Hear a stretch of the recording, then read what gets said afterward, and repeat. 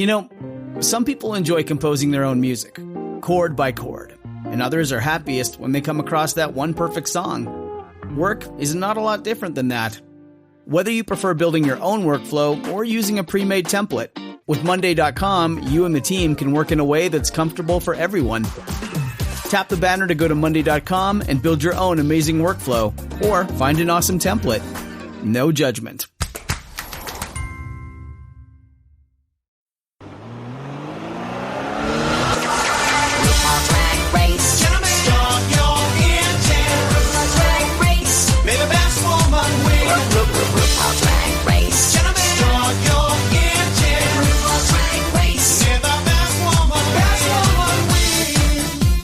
Welcome to the RuPaul's Drag Race Recap Show for Season 6, Episode 1, titled RuPaul's Big Opening. My name is Joe Betance, and I am joined, as always, by one totally forgettable co-host. From the podcast Pod is my co-pilot. Please say party to Taylor, the Latte Boy. I will like to correct you. Yeah? It is the Reverend Taylor, the Latte Boy. Are you now an ordained minister? I am now an ordained minister, yes. Why?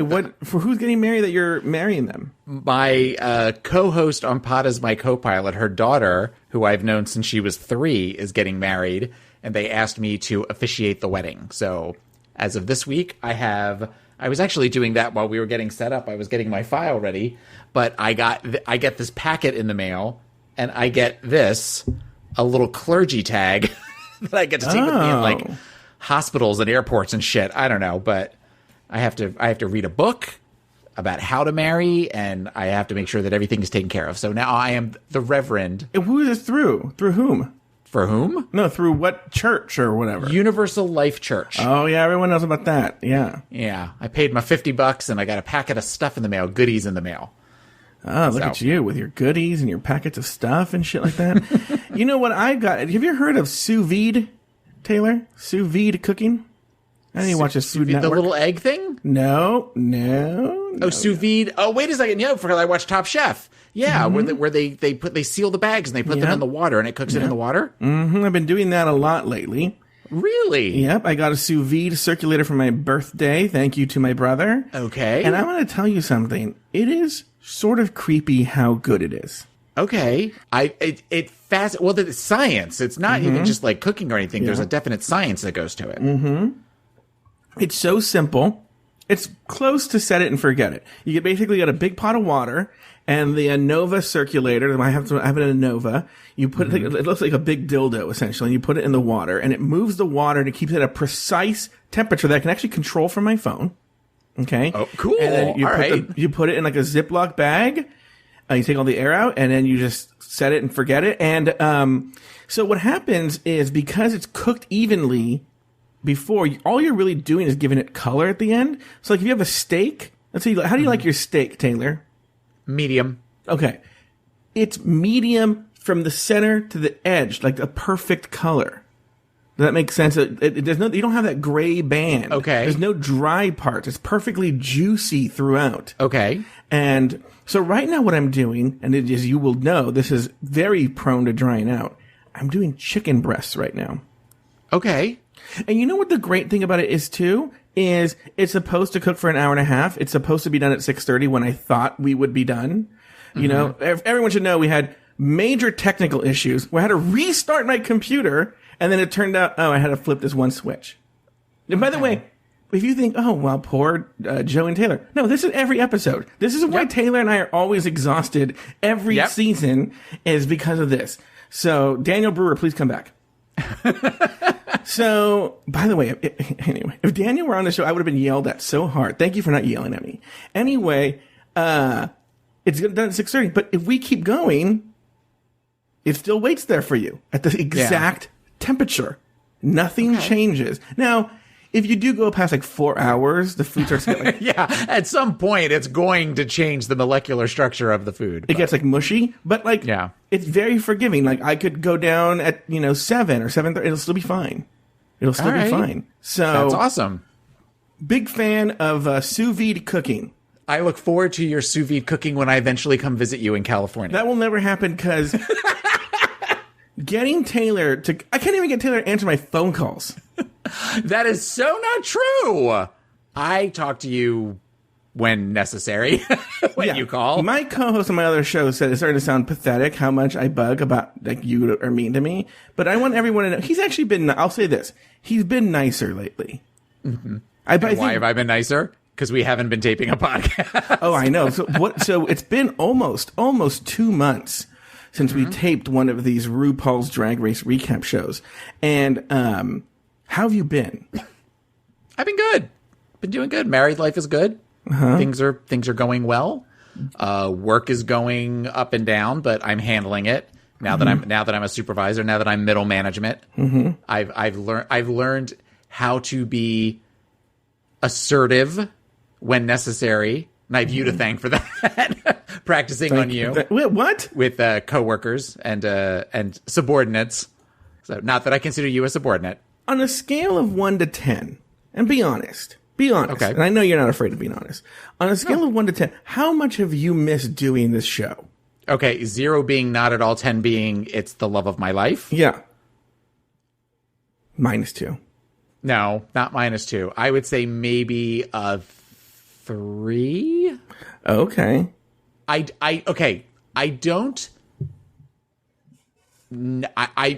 enjoy doing the show. So thank you to all of our Patreon members. Yeah. But I enjoy doing the show. There is just such a time commitment. And by that, I mean, when we're doing our regular seasons, you've only got a couple of days to get that episode out. Yeah. Or then it becomes just where it's like, well, what's the point of listening to it? So that part of it, that pace that we have to keep up, whereas with Pod as my co-pilot and catching up, we can each take time off and take a couple of weeks off and stuff and not have to worry about that. We have to keep up with everything that's going on. So in that regard, I'm scared about All Stars 3 in season 10 next year. That is the part that I'm not. Yeah, you should be frightened. Crazy about. But I love doing the show with you, as I've said on multiple episodes in the past, and I love talking about this show. So in that regards, that's the part that would be higher as far as missing the show. So like maybe a 4. Yeah. But this part of we have to get this done and we have to do this many, and then when we were having in the past co-hosts, trying to get schedules and everything, it was more challenging. Yeah, I'm glad we've solved that problem. Yeah. And let me ask you this question: watching, because we haven't gotten into the show yet, but when you were watching the episodes that you've seen so far of season 6, were you let me say this. It was very interesting watching the first episode, and we'll get into this. Yes. Because it's a different perspective when you know everything that's going to happen. Yes, absolutely. But I'm lucky in that my husband didn't watch season 6. Oh, he didn't? No. Unfortunately, though, the other night I decided to watch the Sissy That Walk video, so he knows who's in the top. And he also is familiar with, the people that are at least a couple of the people that are in the top. So he knew names of people, but the rest of them he didn't know. Of the 7 in the first episode, he had no idea who most of them were. So that was interesting. And I just chose this season for a couple of reasons. One, it chronologically goes back. We started with season 7, the show, so it makes sense to go 1 back. But 2, it's probably among season 5 and 6, it goes between those 2 for people's favorite season of all time. And some people like 4 though, but most people it's 5 or 6. And I think that 4, 5, and you could have any of those. Yeah. As far as like the bell curve, with the possible exception of 9 being a little bump. I mean, I think that would be the favorites. Well, All Stars 2 is phenomenal. Well, yeah, okay. Well, if you put the All Stars season, let's say All Stars is a separate show.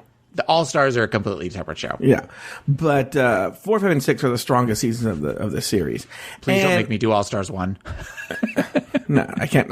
Well, that would be way down the line. Okay, but God, we are going to do all of them, aren't we? We're going to do all of them because Taylor, people love us.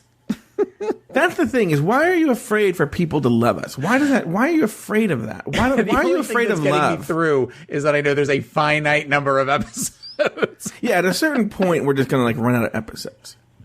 Right. So, but I imagine the show will end around the same time as that. Anyway, you know, and then we'll get more into detail when we get into this. But it was watching it, I was shocked, and you'll hear my opinion in a few minutes, about people that I liked that I was like, oh, you know, they're kind of annoying. Like, you know, okay, let me put it this way. I may not remember episodes, but I remember my emotions and my feelings towards certain contestants when I was watching it in the beginning, in the middle, and the end. Mm-hmm. And I was thinking, with my newfound knowledge, because, you know, season 6, I just watched it as a fan. Right. So I thought, with all this new knowledge that I have about RuPaul's Drag Race and everything that's happened, I will have a new perspective. And one of the things I found is, so far, without fail, my opinion has remained exactly the same. People that I liked in the beginning when I watched season 6, I liked again. People that I didn't like again. And I thought that would change, and it didn't. Did you have a similar experience? I did, and I didn't. Because there are certain people that we're going to talk about tonight that I liked by the end of the season, and I did not like them in this episode. And that kind of stayed true, even as I was, you know, but I thought to myself, because I have the knowledge about certain contestants, when they come on the screen, I'm going to be good with them. And immediately I went back to that visceral, like, ew reaction.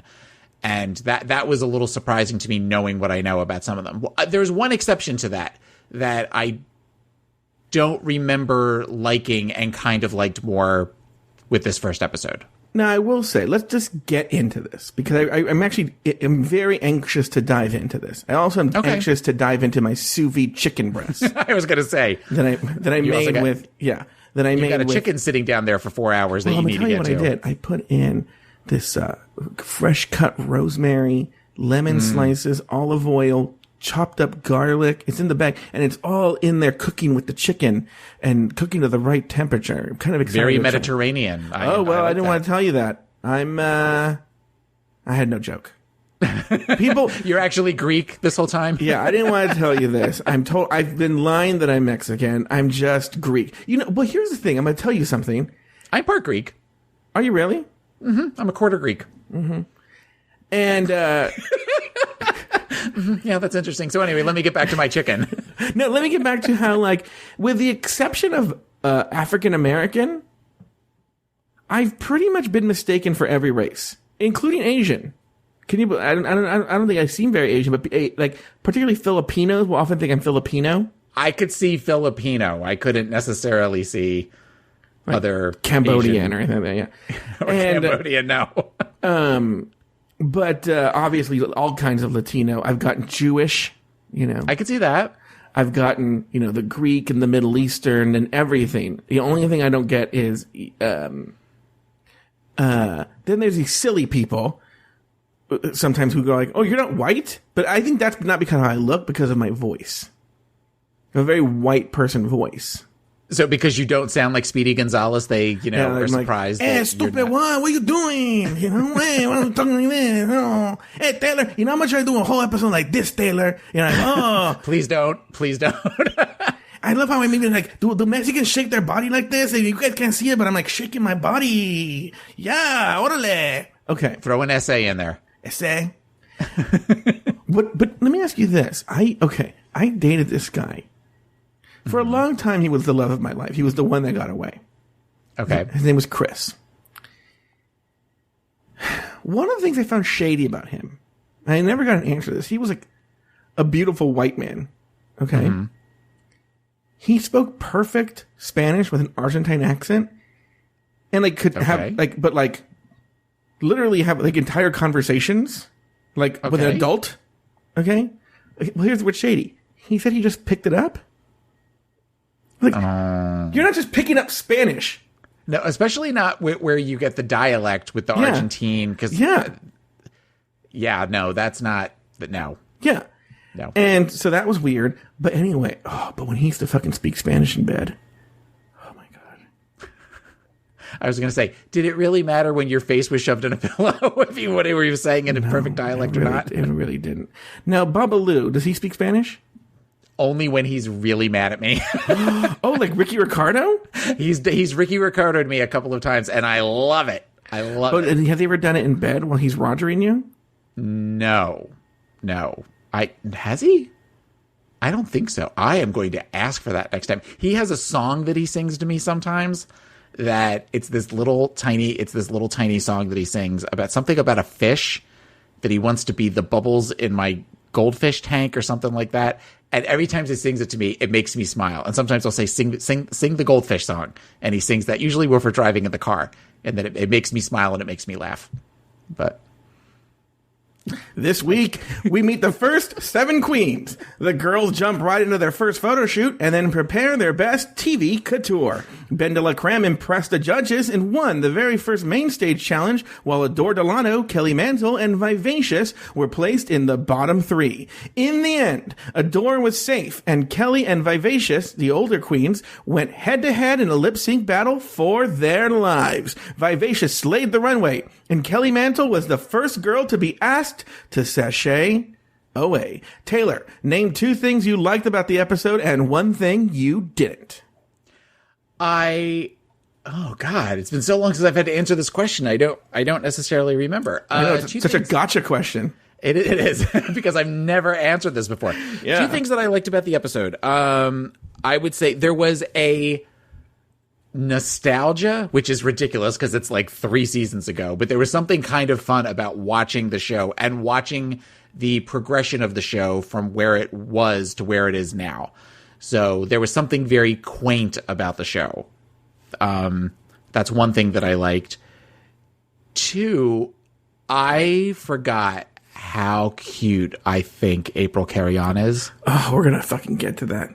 And I totally forgot about her being on the season. So when she came in with the little cap and I was like, oh yeah, I remember you. You're adorable. So those are 2 things that I like, that I get to see her for I don't know how long, because we don't know who's going home when this season. Mm-hmm. And one thing that I didn't like, I would like to save the one thing I didn't like for, okay, I can say one that's really easy. I hate Gia Gunn. So I was like, I don't like Gia Gunn. So, and that stays throughout the entire series. So seeing her was kind of like a little like, ugh. Like, she's sort of like the friend that comes to a party, or the friend of a friend, and your boyfriend is meeting her for the first time, and he's kind of like, why do you hang out with somebody like this? That's the vibe that I got introducing Babalu to season 6. How about you? What are 2 things you like? Thank you. I was like, is someone going to ask me what I liked? Well, give me I was in the middle of answering. God. I also don't like that I told the story about the goldfish and you just went right into right into the script. They call me Cuban Pete. I'm the king of the rumba beat. When I play the maracas, I go chick, chicky, boom, chick, chicky, boom. I don't know what that song is, but I want. You don't know that song? Oh, no, but I want that to be my ringtone when you call me now. Oh, okay. That'll definitely be your ringtone. Okay. 2 things I liked. I actually think that the way they start season 6 with the split cast is the best way to start this show.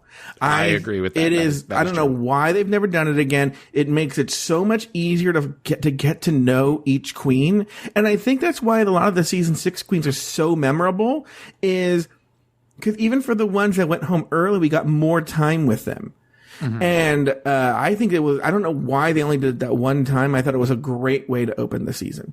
Second thing that I liked, I think, especially when I was pulling the clips today, I love how this was like the perfect balance of the workroom entrances. Like, they were self-aware enough to set them up, but it wasn't such a thing that they seemed so forced. Does that make sense? Yeah. Well, okay, but you also figure up until that point, I don't necessarily remember any of the entrances until come on, season 6, let's get sickening. And then it seems like from there, everybody realized that was an opportunity to have the moment, to have that first thing. So there's something kind of pure about them all coming in, even though the couple of them had their corny jokes and stuff. It wasn't this need to have this incredible, I mean, where she literally like slams on the floor. Well, it's like the t-shirt. They all want their t-shirt, their merch. Right. Like the,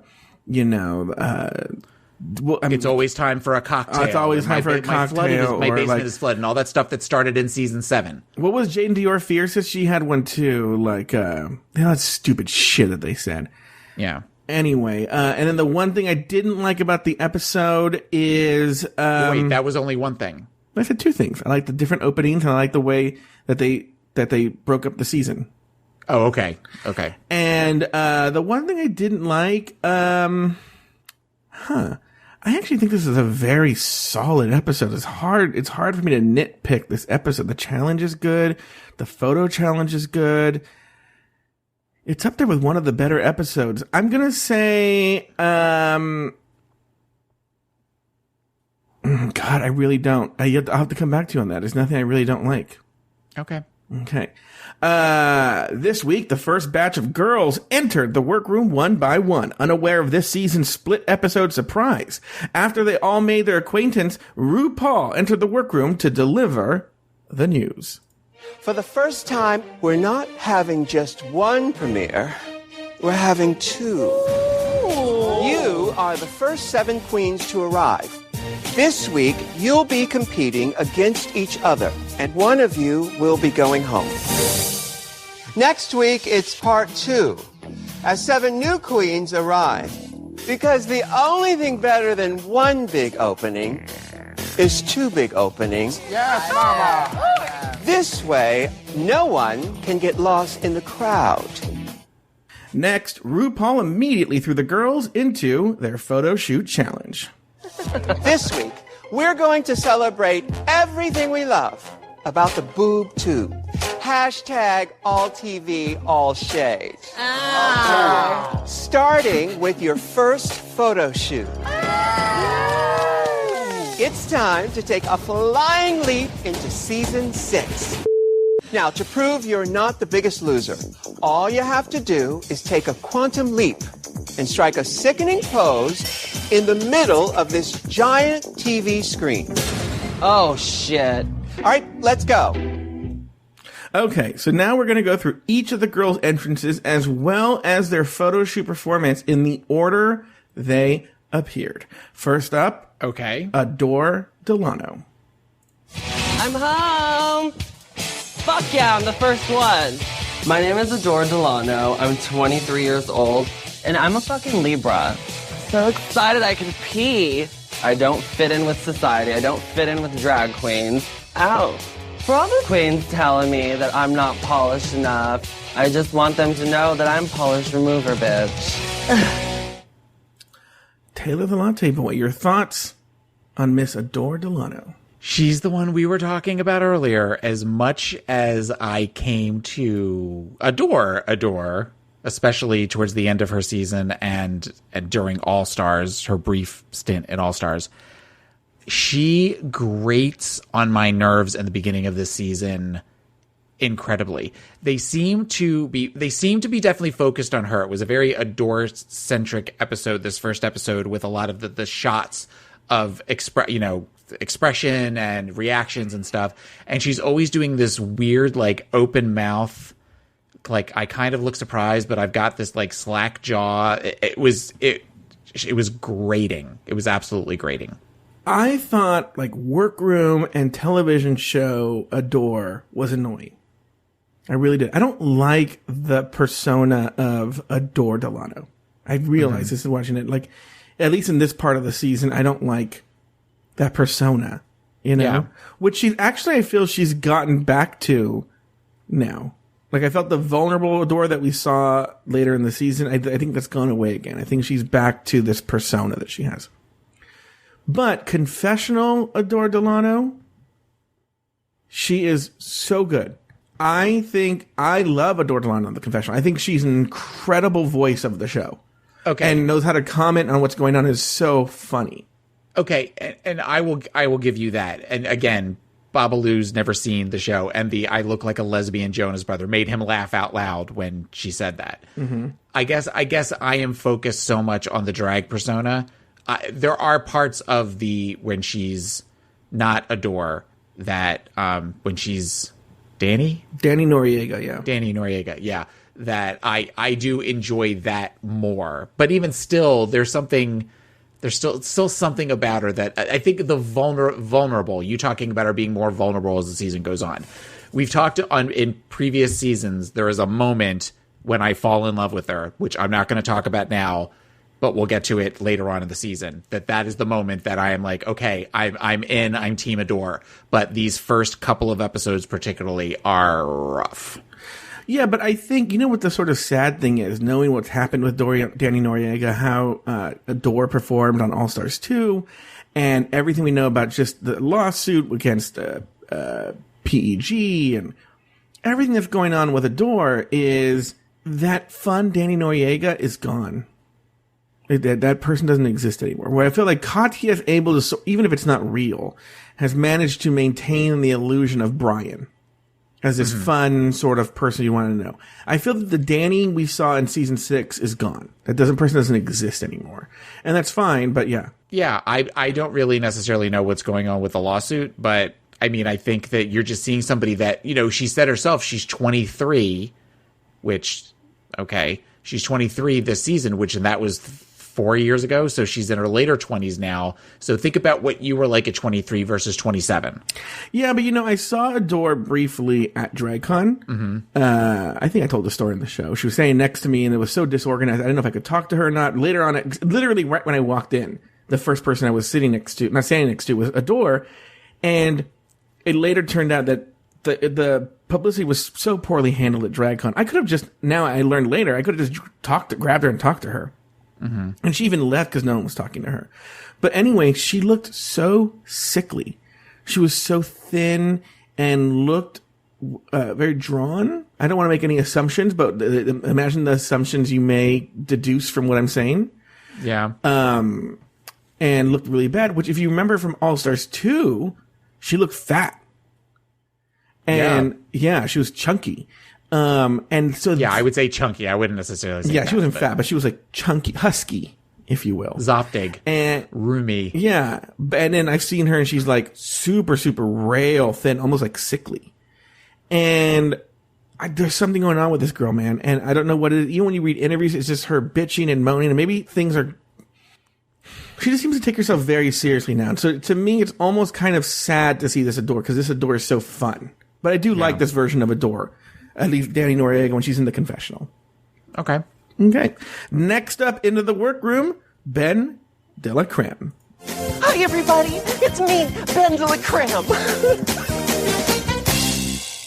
Oh, there's one. My name is Ben de la Creme, and I'm 31 years old. Ben de la Creme. Yes, de la for short, de for shorter, Miss Creme if you're nasty. Party. Ben de la Creme is effervescent and optimistic. Wow, this is beautiful. I refer to her as terminally delightful. Oh! So positive, she could cause death at any moment. Well, I'm going to park right next to you. We're already the best of friends. What's your sign? Oh, I never got one of those. Taylor, your thoughts on Ben de la Creme? Listening to it and watching it the second time, and Ben is somebody that I think Ben is really cute as a boy. It felt trying too hard, like kind of coming in full steam, full, tilt boogie, as far as the, just all the jokes and all the, da da da da da, sort of thing that was a little annoying. I thought, but I know that she's somebody that I liked her look. I liked the character, but there was just something about it that was a little over the top for me. I found her almost unbearable. She was treacly to the point that I wanted to vomit. Mm-hmm. And what's funny is, don't hold back. Ever since that season, I've read things that people have said, particularly Bianca Del Rio, who is not a big Ben de la Creme fan. And one of the things he didn't like about Ben de la Creme was how fake Ben was. And you had mentioned that on previous episodes of our show, and that kind of ran through my head, unfortunately. So that kind of, watching her, I kind of thought, okay, well, how real is this? Which is so funny because she's from Seattle as well, and that was always sort of the take on Jinx. Mm-hmm. You know, that Jinx was so fucking fake, and that's why the queens didn't like her, was because she was one way when the cameras were on, and then another way when the cameras were off. And that's sort of Bianca's take on on Ben, is that Ben is not that like that. Not that, obviously he understands the character, but that she plays this, like, happy-go-lucky, sweet, saccharine, character, and in the reality she's a plotting, calculating bitch. Mm-hmm. And, I think Bianca didn't like that, but you can see it's so over the top. There's somebody that, shouldn't say that. There are people that I know who have such a sunny disposition. And I would say the sunnier the disposition, the darker they are on the inside. Well, but that's comedians. That's the whole thing about comedians, that a lot of them are very, very dark, and they use humor as a kind of a way to deflect and to make people laugh and think that everything is going well, when in actuality, things are very dark inside. Well, I'm talking about specific people who are like, everything's sunshine and roses and everything's wonderful and unicorns. And then the people that I know are often the more they're like that, they're the most hateful, mean people in private.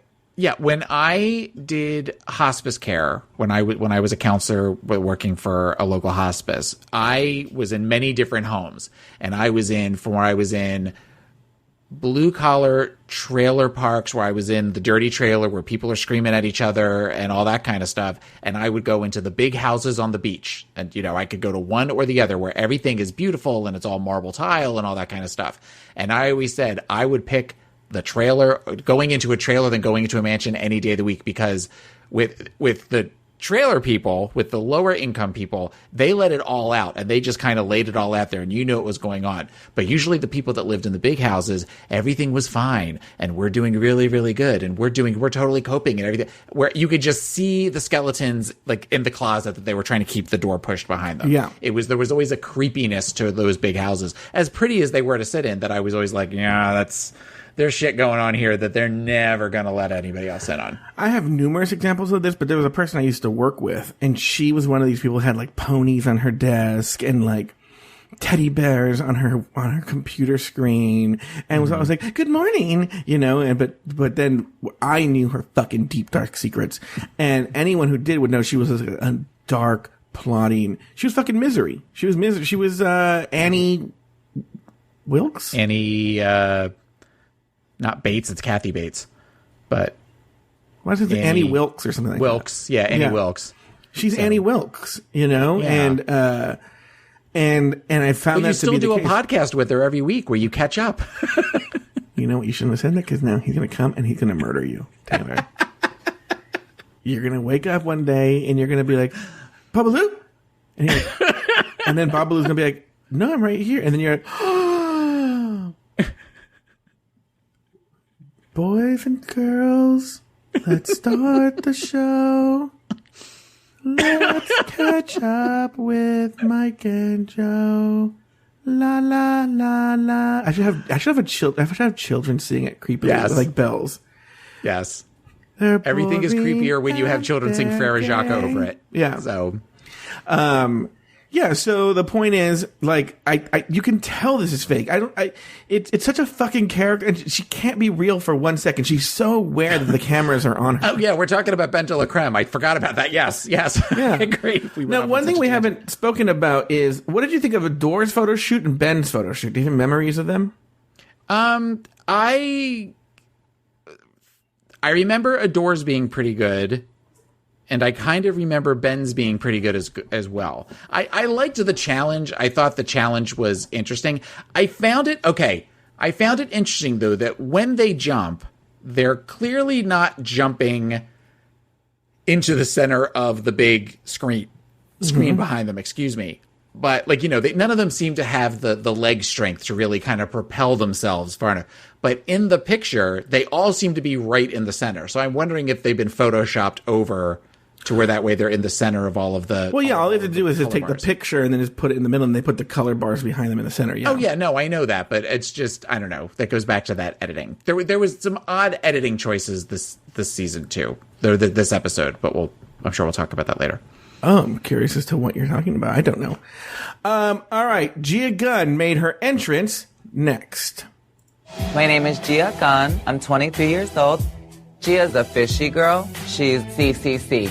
Crazy cuckoo cunt. Just got off the boat, a little trip from Asia. Just landed like fresh tilapia. Now, Taylor, we know you're a big Gia Gunn fan. Were you excited to see her on this episode? No, I will say this, though, in Gia's defense, not that she needs defense from me.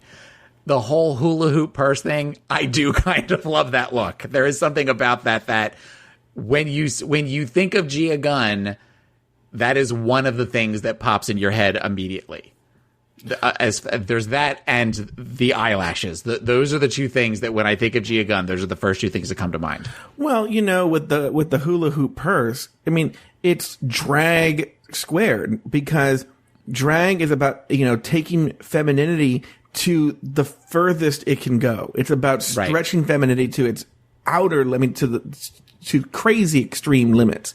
Mm-hmm. And that, I mean, how more extreme can you get? How much more camp can you get than a gigantic hula hoop purse? I love that entrance. It's there's so many great entrances on this season, on this episode. Mm-hmm. And, again, I'm indifferent to Gia Gunn as a contestant so far, but again, such a strong voice that comments on the show, and such a strong voice, and such funny things in the confessional. It's so funny. It makes you realize how weak Kimora Black was from season 9. Yeah, because I think season 9 Kimora Black wanted to be Gia Gunn. But I also go ahead. Yeah, but I think Kimora Black, when we get to season 12 and season 13, God help me, when you bring up Kimora Black for something, I'm gonna have to go, oh my God, I totally forgot Kimora Black was on there. Gia Gunn, as much as I don't like her, she is, you remember Gia. You remember her. She's one of those iconic people because she was, in my opinion, she was a villain of this season in many ways. So she stands out in that regards. You know what's funny is so far, I'm actually having trouble remembering Gia's storyline on season 6. So right now, I don't see her as a villain. I find her commentary during the people's workroom entrances very funny, and to me, she's able to be bitchy without seeming mean, and I don't know why on this episode. Okay, I was going to say, because that's the difference between, I think, her and Bianca. I know we're not to Bianca yet, and that's a whole other episode. But whereas Bianca, I don't know who Bianca is. You don't know who Bianca is? No. Well, I heard there's going to be somebody that named Bianca that's kind of funny. Okay. Whereas I think a lot of times when she makes the commentary about the other queens, it's just bitchy. It's just mean, and I don't like her as a contestant on this show. But I do think that there's an element in drag of mean, and absolutely, but there's mean and there's biting, and I think biting trumps mean. There is the ability, the library is open and throwing shade and stuff, where she's just saying stuff to be mean, like where she's just one of the bitchy girls in the cafeteria that just dresses everybody down when they come walking in. That's what I get from her. Like I said, I don't remember her storyline as well. So I'm curious to see. Let's see how it goes. But so far, I really like her, and I remember really liking her when I first saw her. But I don't remember what my emotions were going through the season. So okay, all right. Next up, probably the best workroom entrance in the history of the show. Let's give it up for Laganja Estranja. Oh, y'all wanted a twist, eh? Come on, season 6. Let's get 60. Yeah. Yes, bitch. Work. My name is Laganja Estranja. I'm 24 years old. Hi, girls. Hi. Laganja is known for her wild and amazing dance abilities. Oh, damn. She's ghetto, but she's also classy and glamorous. Girls, about time they got some fresh fish up in here, honey. Sushi roll, sushi roll. barf. Taylor, your take on Laganja Estranja. I don't like Gia Gunn. I loathe Laganja Estranja. Now that is the opening of all openings. Her entrance. I will give her props for that. But she is somebody that I just never understood the appeal of. Never got it. Never will. I know that also her whole thing is the whole, smoking weed and all that kind of stuff, and that's just not me. So that's not necessarily something that I am attracted to as far as a performer. But it's amazing how knowing what her arc is and seeing the seeds of that being planted in season 1, especially during runway critique, I totally forgot that it went back that far as those moments go. What did you know? She won the winner of this photo challenge. What did you think of her photo shoot? I thought her photo was great. It was a great photo. I'm talking more about the personality of her, because if I remember correctly, she had looks over the course of the season for the runway that I did like. There were things about her that I like. She didn't give the same thing every single week, and I appreciate that. It's just the whole yes, mama, slay, yeah, girl, whatever. That I small bites of that, and then she's just so over the top with it. One thing that I also noticed is that this is a very young group. This group is very young, yeah. So, other than Ben, so far everybody is in their early 20s. Yeah. So, and I know we have a couple more that are the same way that I didn't realize. It feels like some of these later seasons, they're all like around 30 now versus the ones that are all like 23, 24. Yeah. My take on Laganja is she's one I think I had a different opinion of now than I did then. I remember at the end of the season, you especially in the finale, you heard all these, especially, we will later learn that Adore and Laganja have it out, that Adore felt Laganja was being so fake on the show. Mm-hmm. And I remember thinking like, that's weird. I didn't really get that take. But now watching it, it's like, this girl is fucking extra. Oh my God. She is just, maybe because you're going to be on television, be like an 8 or a 9. She's like a 12. And it's just like everything anyone says is like, yes, mama. Oh, grrr, and like you can hear it in the background, you know? And she's just like, these legs are, my arm was supposed to be my leg. These legs are everything. I didn't pull that clip, but she says it after she wins the challenge. And I was just like, oh, she's extra. She's like the definition of extra. Yeah. And especially in this episode, I think it continues on. Let's say hello to Kelly Mantle. Hey, bitches. Y'all ready to rock and roll? Woo! Oh, shit. I need to put these back on. I'm just kidding. I'm Kelly Mantle. I'm 37 years old. Lovely to meet you. Laganja. Gorgeous. I am an actor. I've been on a bunch of television shows, but I promise I'm not going to walk around reciting my IMDb page like some people we know from past seasons. Taylor the Latte Boy, give us your take on Kelly Mantle. Kelly Mantle. If I dislike Gia and I loathe Kelly Mantle wasn't really Laganja around long. Shut up. Kelly Mantle wasn't really around long enough for me to like or dislike, other than she's kind of a punchline when we talk about queens that nobody thinks of anymore.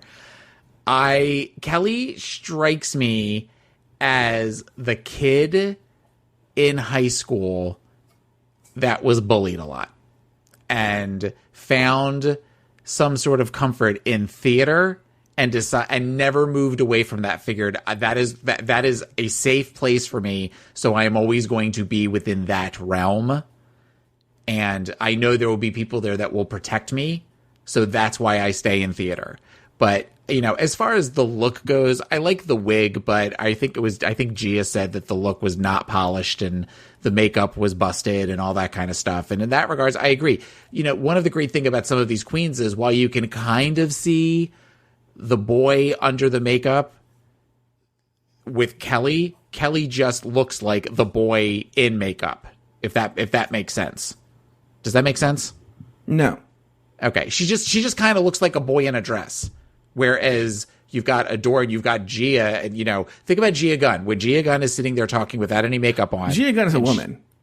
Well, I know Gia Gunn's a woman now. No, I meant I know she's transitioned, but what I'm talking about is she is so fishy. Like even out of drag, she looks like a woman. Oh, see, I just think she just looks like a guy, just a guy with a ponytail. Whereas when she's all done up with the makeup, there is a difference there. With Kelly, I don't see a difference. Like Kelly seems like the interviews, she looks like she has on just as much makeup as a boy that she does when she's Kelly. Yeah, but I would say as a boy, she just looks like an old lady. Oh, I guess. I think Kelly Mantle is actually, she's like an Allison Janney to me. Like Allison Janney has a very manly quality to her, but you still know she's a woman. And that's sort of how I feel on Kelly Mantle, who I believe is also transitioned. But Kelly Mantle, I see woman, when I see her, like a tall, awkward, I think someone even says Christine Baranski, and I totally get Christine Baranski. Yeah, the runway, somebody says Christine Baranski. So, I don't see boy as much as I see woman. Maybe I see man, let me put it, you say pretty boy, I say manly woman. Let's call the whole thing off. You say pretty boy, I say manly woman. You say manly woman, I say pretty boy. Allison, Janney, Christine, Baranski. Let's call the whole thing off. Did you know, TIL today, or TYL today you learned, did you know that Kelly Mantle is the nephew of baseball legend Mickey Mantle? I'm looking up her IMDb page right now, and I just got to that because I want to see if she transitioned or not. So I did not know that before. Mm-hmm. And because it came up because remember recently Kelly Mantle was approved by the Academy of Motion Picture Arts and Sciences to be allowed to submit as both a female and a male, I believe. Yes, I'm reading that now because it says the film was released in 2016 for the movie Confession of a Womanizer with Gary Busey. Mantle, who is gender fluid, made history when the film's producers sought both supporting actor and supporting actress consideration for his performance. That's Wikipedia's, not me. And the Academy granted the request. Yeah. Interesting. I love that when this was announced, people were like, go, bitch, you go, Kelly Mantle, and get your Academy Award. And all that means was you can submit it. Right. It doesn't mean in a movie with Gary Busey. Yeah. If you're in a movie with Gary Busey, who is an Academy Award winner. It is an Academy Award winner, but do you think he was normal before? Now, for those young people who listen, Gary Busey was an actor who won an Academy Award for the movie The Buddy Holly Story, I believe. Yes. And was actually a well-respected actor. I believe he's also in An Officer and a Gentleman, maybe? He's in a couple of movies. I don't think he's in that. Maybe but then not. He found his favorite co-star, cocaine. Well, then also he was in a bad motorcycle accident and he wasn't wearing a helmet. He almost died. And I think there are people who are close to Gary who say that he became a different person after that motorcycle accident and probably went the crazy route. But he was in that whole Mickey Rourke crew and all those people who went crazy. Okay, let's all give a salute to April Carrion. Reporting for duty, April Carrion is in the house. I'm April Carrion. I'm 24 years old, directly from Guaynabo, Puerto Rico. And here I thought gays weren't allowed in the Scouts. April is a cross between Bjork and Coco Rocha. What's up, girl? You know, something weird, but something glamorous. One thing I will say before we go to you, Taylor, is I noticed it watching it the second time, is unlike later seasons, I can't speak for earlier seasons, but unlike later seasons, when the girls walk in, the other girls who are already there are so excited to see them and cheering for them and so encouraging, where I feel now it's super, even season 9 was supposed to be like the nice season. I still felt it was very cold and frigid when they walked in that room.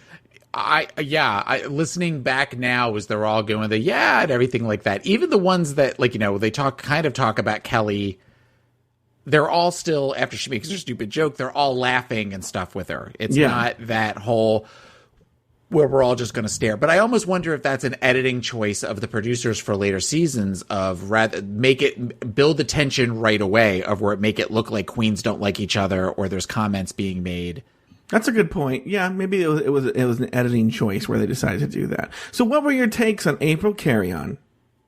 I love the look. I love the little military type look.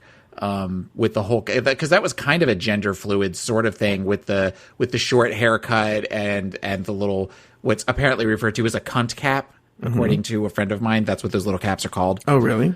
Yeah. From when he had his in the military.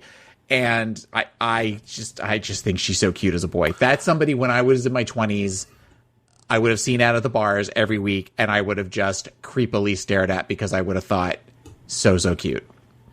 Yeah, so boring as a drag queen. I could not tell you a thing about what she wore or did or said as a drag queen on this episode, but like, she's on those confessionals and I think she's so adorable and so cute. Oh my God, I can't stop staring at her.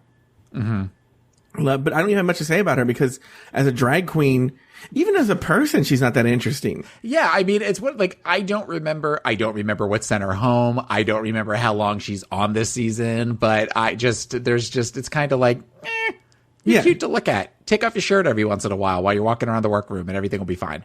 Yeah, like, she is so cute to look at, but I have no desire to hear her talk, actually, I like her accent. I'm not usually a big fan of accents, but I like her accent. Yeah. She rolls her R's real nice. Yeah. Well, also, she has not only just her Puerto Rican accent, but her gay accent I really like. It's very boyish and very like, I'm April Carry-On from Guaynaba, Puerto Rico. And you're like, oh, queen, please, I love you. How much money do you want? Okay. Finally, when is Mother getting home? Say hello to Vivacious. Girl, what? An alien? Yes. Yes, mama. Come on. Pull it down, baby. Let us see. I'm Vivacious. I'm 40 years old. Mother has arrived. Vivacious is the last original club kid in New York City. I'm living for this head. Yes. Give me some head right about now. My look is Lee Bowery abstract entity. Vivacious is living art. Taylor, your thoughts on Vivacious? The whole thing in the beginning is cringeworthy. You would have thought that there would have been a couple of practices first before, the whole trying to unzip to show the face and everything. I appreciate the effort. And it seems like, and again, going back to what you said before, the other contestants, that could have gone really bad with the other contestants. And whether they were making fun of her or not, they all seem to be trying to support her. Vivacious was somebody that I would have liked to have seen more during the season. I don't know that I would have wanted to see a lot more, but there was something very intriguing about her as a queen. As the interviews go, there was something very annoying about her, where she had her whole, like, not anagrams. There was things about her that I just didn't like. I'm going to tell you something. And I really love Laganja's entrance, her workroom entrance. But for me, Vivacious's entrance, forget the screw up, is everything to me. Coming in with the fucking head and then unzipping it and, snapping that fan and saying, Mother has arrived. I love that entrance. It's a great entrance. I think the fact that there is the problem with the zip that's part of the thing that makes it a classic entrance. But I think even what you're saying, but even having Ornacia hadn't happened, it would still be a great entrance. And she jumps into the pit with Ornacia on her head, and everything about Ornacia. By the way, people listening who haven't seen the episode, she tells RuPaul that the name of the head is Ornacia. Right. Everything about Ornacia is wonderful. Everything about Vivacious is wonderful. And, you're right. Vivacious is one of these people, and it's rare, where I like her more as a drag queen than I do as a contestant on the show. Yes.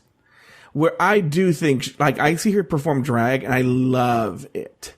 But like during the confessionals or whatnot, I'm not that interested in her. She has really not much to say. I don't know what you were trying to say before, but well, there's kind of that there's sort of that I am the historian. She kind of is the Sasha of this season, where she's seen it all, she's done it all, she's all that kind of thing, and she has all of these witty sayings that she has for, like I know one that she talks about is gay, which is something ahead of yesterday or something generation ahead of yesterday or something that gays are always like. She seems like she has a bunch of those that were a little like, okay, we get it, you've thought about this, I don't care, I just want to see you in a dress. Oh, I see what you're saying. So yeah, but RuPaul, she may not do it's not anagrams, you're right, but she may not do that, like fear means for what's I always hear it in like therapy, in my group therapies always say fear is, what does fear stand for?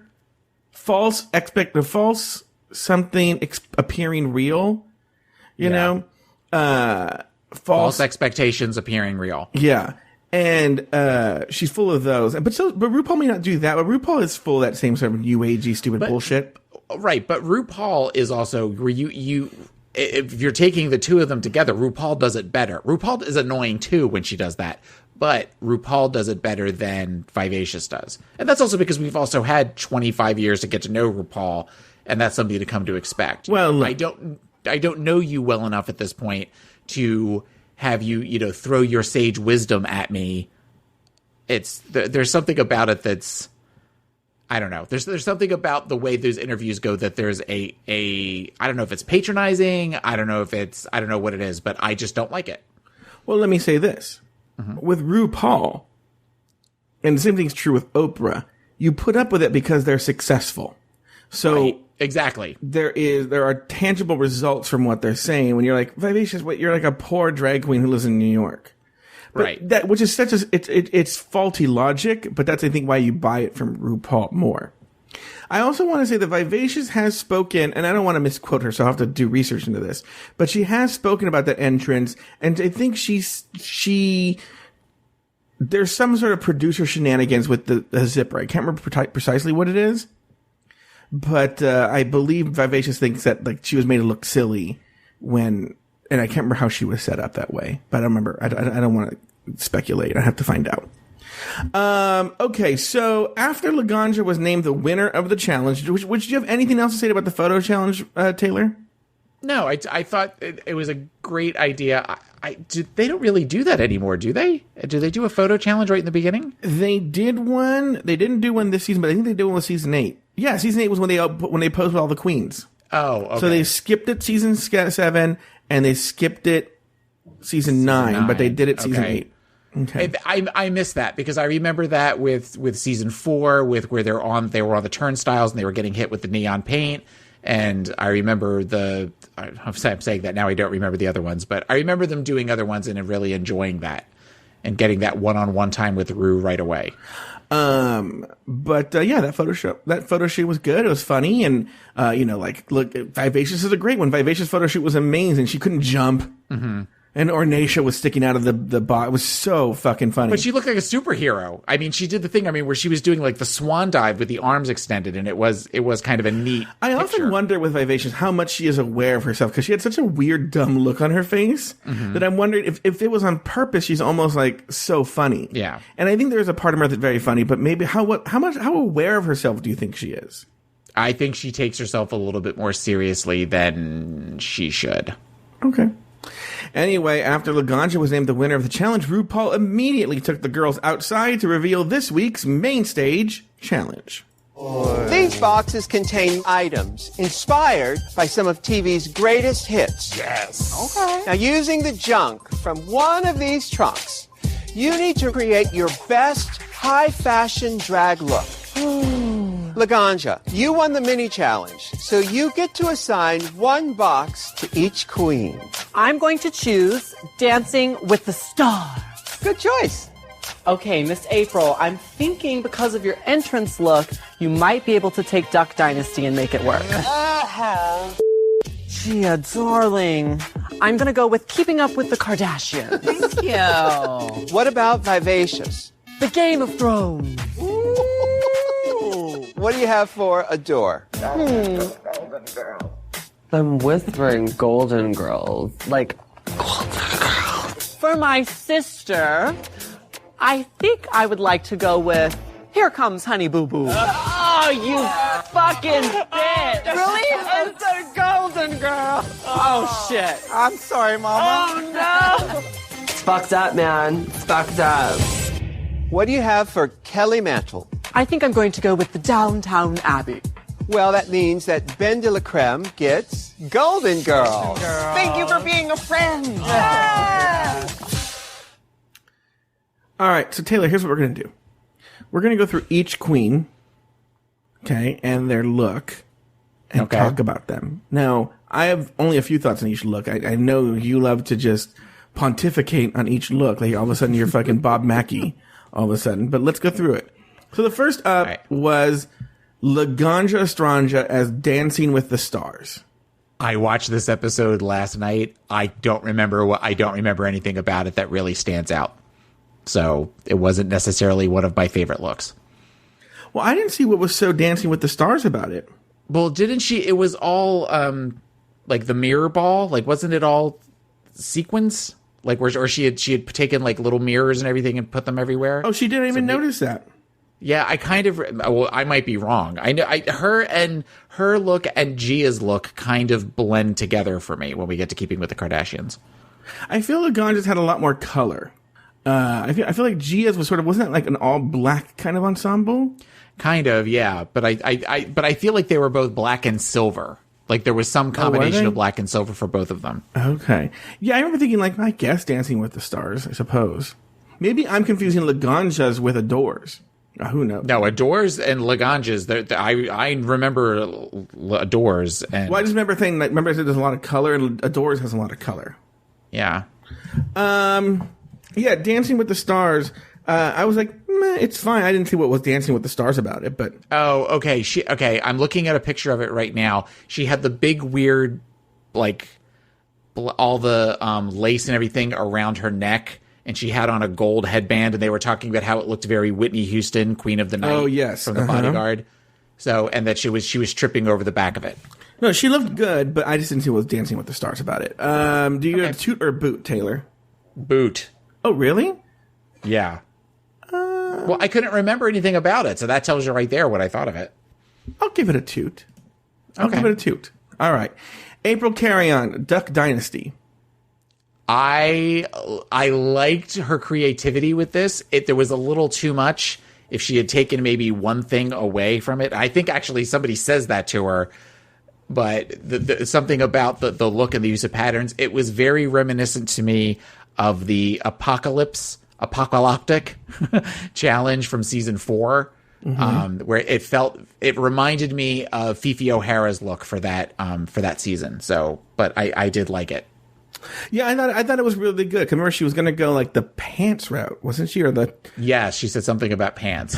And Rue was like, ooh, and so I thought what she did with it, I thought she looked really, really good. In fact, it's one of the few looks of hers that I remember her, and I remembered it even before I saw the episode. Right. So, yeah, good job, April Carrion on Duck Dynasty. And I thought it was very Duck Dynasty. You could see the use of the camouflage and the netting and the ducks, and she dragged the duck behind her or something, right? Yeah, I'm looking at that picture right now. It's kind of she almost has it where it's a little purse. Yes. At first, and then to the end, she just kind of drags the duck behind her. Yeah. Next up, Gia Gunn is doing Keeping Up with the Kardashians. Now, I think at the time I didn't really know as much about the Kardashians as I do now, and I didn't see specifically what was so Kardashian about it. I think I can see why you confused it with Dancing with the Stars. Yeah, it's just kind of a basic black outfit. So. Yeah, there was nothing impressive about it. And this is also the first time that we get the absolutely it's been a while since we've heard that. Oh, I didn't even pick up on it. Yeah, no, that's where they talk. That's like her infamous thing where she does the absolutely. I remember absolutely, but when did she do it in this episode? During the critiques? She did it during the critique. She says it 3 times in a row where everything they were saying to her, she was going absolutely. So that's. I feel like she does that later on. So her outfit is black and silver, and it's a crisscross, almost like a chevron type pattern on the top. And then she's got black fringe hanging from the waist. It was, maybe we should come up with a third category in that I wouldn't give it a toot or a boot as much as I'd call it like safe. It was safe. Safe is a very good way to describe this look. Yeah, it's safe. I don't know if I'd toot it. I don't know if I'd boot it. It's safe. Mm-hmm. Vivacious Game of Thrones. I love this look. Yeah, so do I actually. I think that it is high fashion enough, yet you know that she's talking about Game of Thrones. I love that the silver metallic of the outfit kind of looks like chainmail. The hair's a little ridiculous, and the George Jefferson walk down the runway was distracting. But I thought that I thought her look was great. I liked it. I love the raven on the wrist, and it was definitely, it would get a toot from me. I would say only Game of Thrones and Duck Dynasty are the two outfits I'm like, oh, that's that show. Yeah. Everyone else I'm like, oh, I guess, you know. Vivacious gets a big boot from me. I thought it was really good. Yeah, it was high fashion, and you could tell that it was Game of Thrones. Oh, I'm sorry, you toot. You could tell it was Game of Thrones. I love the crow on her arm. Mm-hmm. And I thought it was great. I actually was a big fan of it.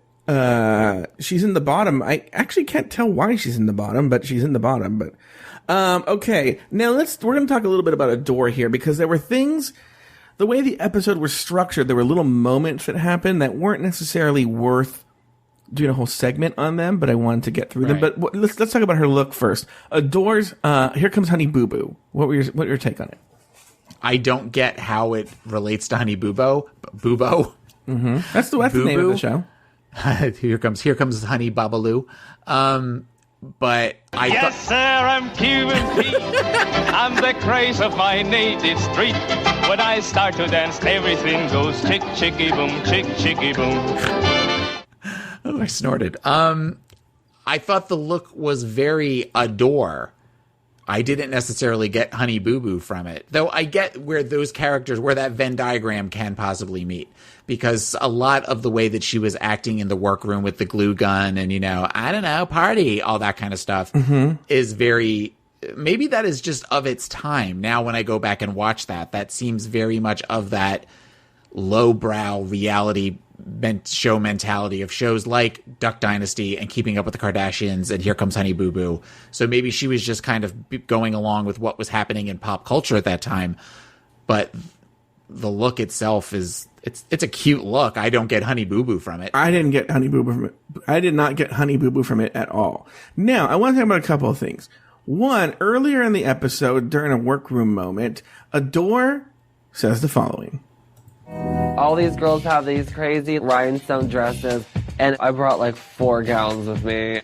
So that is making me very insecure at this moment in time. What was your thought when she said that, when only bringing 4 gowns and all that? I thought it was an odd thing to say. I didn't get why she would not come fully prepared, especially if she doesn't know how to sew, knowing that there are going to be sewing challenges and stuff. But I also, that kind of speaks to somebody that doesn't think they're going to be there super long. That's a good point. I also think it's very interesting to me because partially the way it's edited, but also there's something the way it's cut, the way she is, the way she says that you go, this is when people start to fall in love with Adore. Because there's a vulnerability to it. Where, and unlike other contestants where they're like, you're a bitch, well, how do you not know how to fucking sew? There's something about the way you feel sorry for her. You like legitimately go like, oh my God, she only had, like, she doesn't say it, but to me, I'm thinking she's too poor. This is a poor little kid. And I think that's why she hit it so big with the very young kids, is they felt that awkwardness. They felt that, being too poor. I mean, she's really big with the young kids, and I think they relate to moments like these. Go ahead. Well, okay, but think about this, and I know that we're getting ahead. We're talking about the critiques, though I don't know that we're necessarily going to talk specifically about the critiques, but there was a parallel to season 6, episode 1, Adore versus Michelle Visage, to All Stars 2, season 1, Michelle Visage versus Adore, where there, at one point, there is that you can't help but think about this is the first time they're seeing each other versus in All Stars where they've built this relationship, and then there's the whole thing that went down with her, your hog body and all that kind of stuff.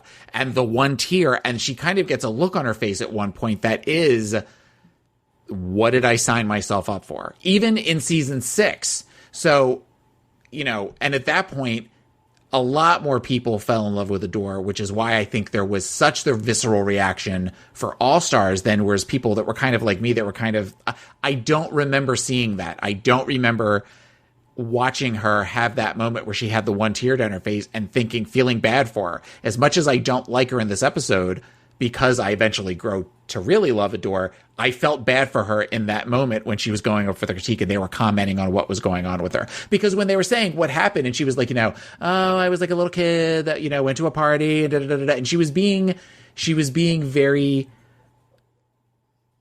not cordial. Cordial's not the right word, but I mean, she was just very personable. And it was nice to watch that moment because that is the Adore that I love further down the line. Like you can see that now, whereas at the time when I watched it, it was just, I was so focused on the weird slack jaw and the party and all that kind of stuff that it made it harder to love her. I went off on a tangent there. I'm sorry. No, that's all right. Your eyes glazed over about 30 seconds ago, and it's totally okay. Well, no, I think we were speaking the same language there, where like there's something very relatable about her, and you can hear it there. And I think the same thing. I'm going to talk about two different things. We're going to continue on the relatable part. Adore, it's elimination day. They're getting ready to go on the runway, and she comes to a tragic realization. How do you take this off? So I may have or may have not glued my garment to my mannequin. This is so horrible. Ah! I'm fucking ripping my whole dress. You good, baby? Go ahead, babe. I have it for a second. I make one attempt to help the bitch get the ensemble off of the mannequin. It was impossible.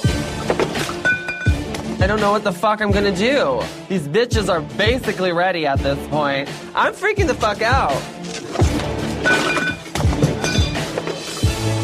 Fuck!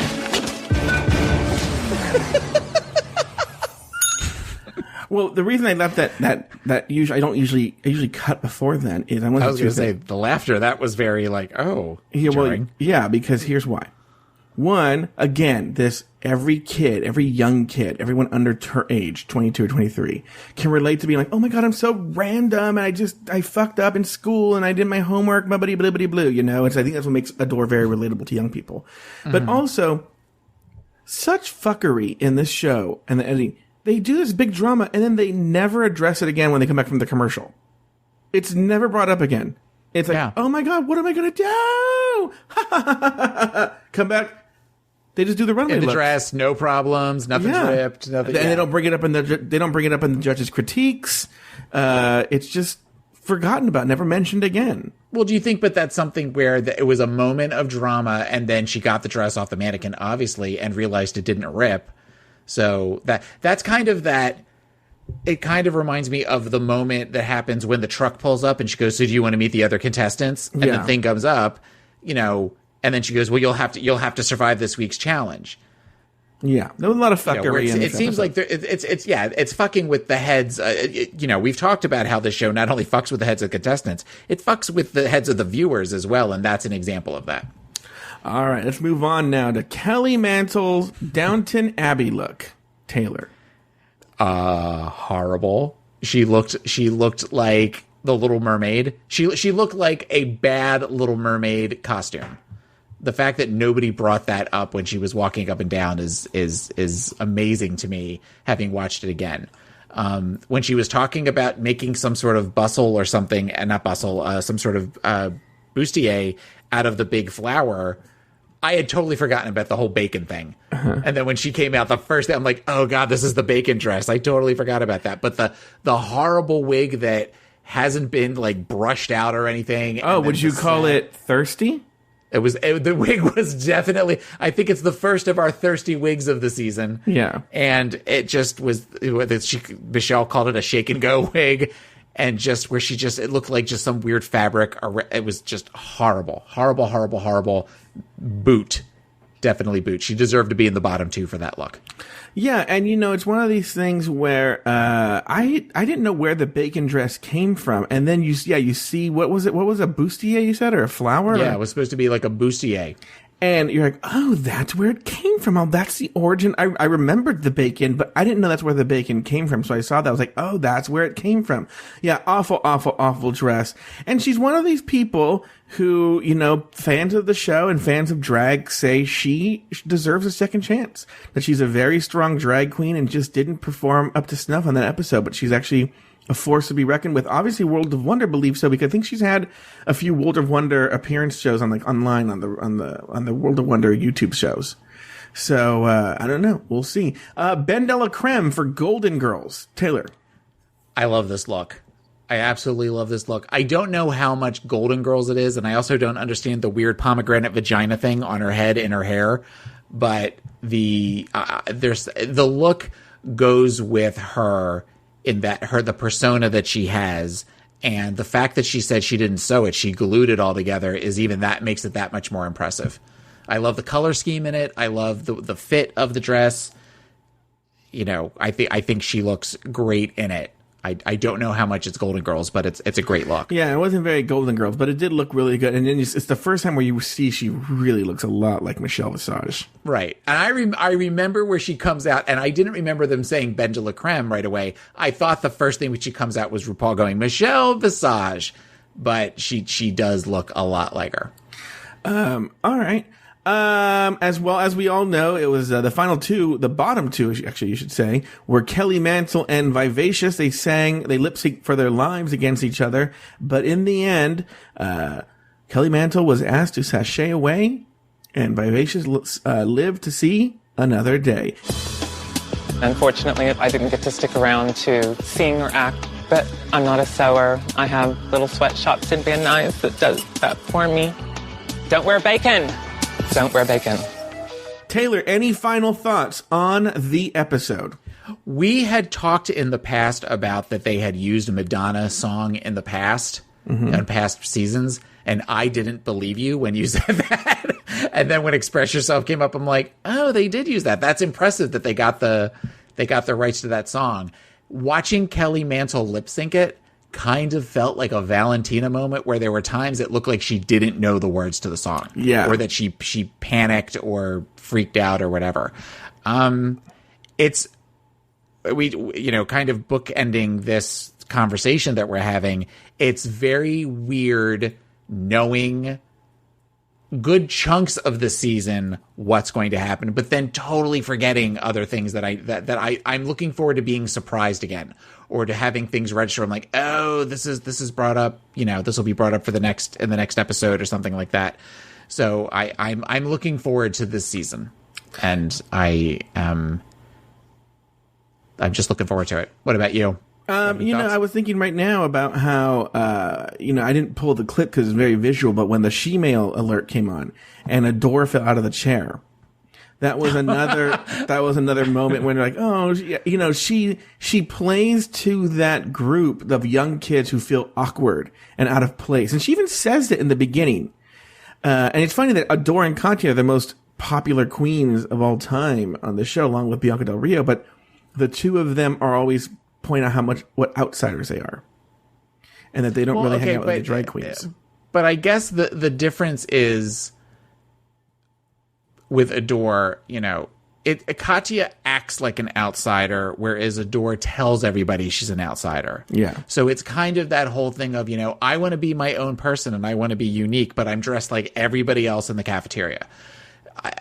There's something I get that appeal, and I get where she would be appealing to that young, and maybe that's part of it because I'm not that awkward kid anymore. So I've moved beyond that. So there's something about that that's very just like, I'm over that way that she acted. Mm-hmm. But I don't know. All right. Well, that concludes this first episode of RuPaul's Drag Race Recap. Join us next week and every week as we dissect, discuss, and deconstruct every episode in this very special season of RuPaul's Drag Race Recap. So, for Taylor the Latte Boy and myself, sashay away until next week.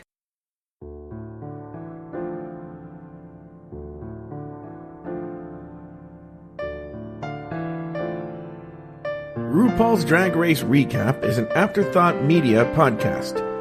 To learn more about Afterthought Media, visit afterthought.media. To support us on Patreon and to gain access to our other shows, please visit us at patreon.com/dragracerecap. For a small monthly fee, you gain access to hours of bonus content weekly, frequent live shows, and access to our extensive back catalog. To contact the show, email us at dragracerecap@gmail.com. Follow the show on Instagram and Twitter at Drag Race Recap, and follow the show on Facebook at facebook.com/dragracerecap. You can find Taylor the Latte Boy on his other podcast called Pod Is My Co-Pilot, available at podismycopilot.com and everywhere you get your podcasts. You can also follow Taylor on Twitter at PIMCTaylor and on Instagram at PIMCTaylor. Joe Betance is the host of many other podcasts, and you can find those podcasts at afterthought.media or at patreon.com/dragracerecap. You can follow Joe Betance on Twitter and Instagram at Joe Betance, that's JoeBetance. This episode was recorded in the summer or fall of 2017 and originally released on Patreon.